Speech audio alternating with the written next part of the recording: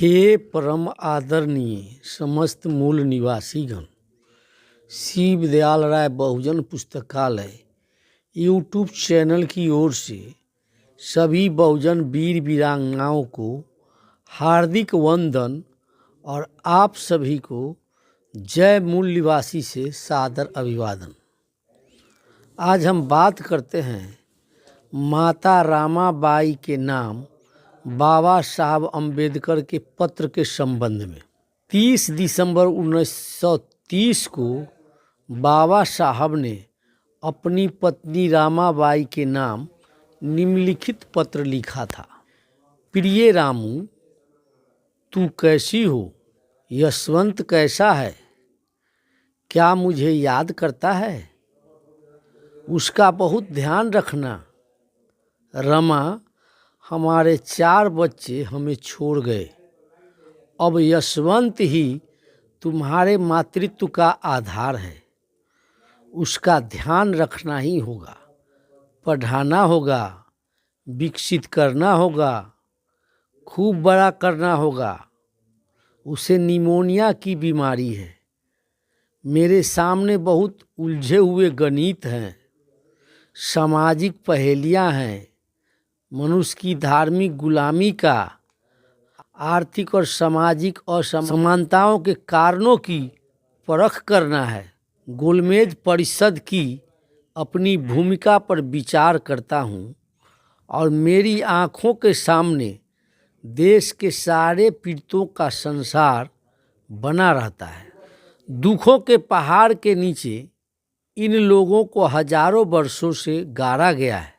उनको इस पहाड़ के नीचे से निकालने का मार्ग तलाश रहा हूँ। ऐसे समय में मुझे मेरे लक्ष्य से विचलित करने वाला कुछ भी होता है तो मेरा मन सुलग जाता है।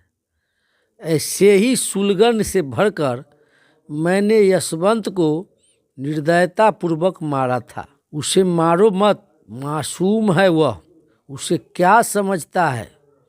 व्याकुल होकर तूने ऐसा कहा था और यशवंत को तूने गोद में भर लिया था। पर रामा, मैं निर्दयी नहीं हूँ। मैं क्रांति से बंध गया हूँ, आग से लड़ रहा हूँ, अग्नि से लड़ते लड़ते खुद अग्नि बन गया हूँ। इसी अग्नि की चिंगारी मुझे पता नहीं कि कब तुझे और हमारे यशवंत को झुलसाने लगती है। रमा, शुष्कता को ध्यान में रख, यही तेरी चिंता का एकमात्र कारण है। तू गरीब की संतान है।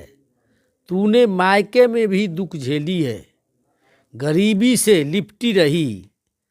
वहाँ भी तू भरपेट खाना न खा सकी, वहाँ भी तू काम करती रही और मेरे संसार में भी तुझे काम में ही लगना पड़ा, जूझना पड़ा।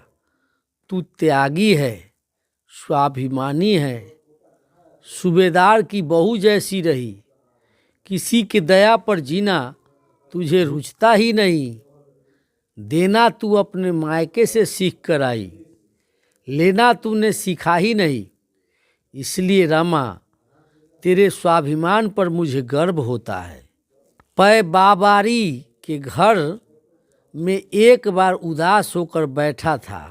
घर की समस्या से मैं बदहवास हो गया था। उस वक्त तूने मुझे धैर्य प्रदान किया था।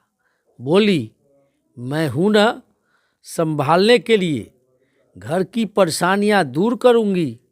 घर के दुखों को आपकी राह में अवरोध नहीं बनने दूंगी। मैं गरीब की बेटी हूं, परेशानियों के साथ जीने की आदत है। आप चिंता न करें, मन को कमज़ोर न करें। संसार का कांटा भरा ताज जान में जान रहने तक उतार कर नहीं रखना चाहिए। रामू, कभी कभी लगता है कि यदि तू मेरे जीवन में नहीं आती तो क्या होता। संसार केवल सुखों के लिए है, ऐसा मानने वाली स्त्री मुझे मिली होती तो वह कब का मुझे छोड़कर जा चुकी होती। मुंबई जैसी शहर में रहकर आधा पेट खाकर उपले बेचने जाना या फिर गोबर बीन कर उपले थापना भला किसे पसंद आता है। वकील की पत्नी होकर कपड़े सिलती रही। अपने फटे हुए संसार को चिथरे लगाना भला किसे पसंद है।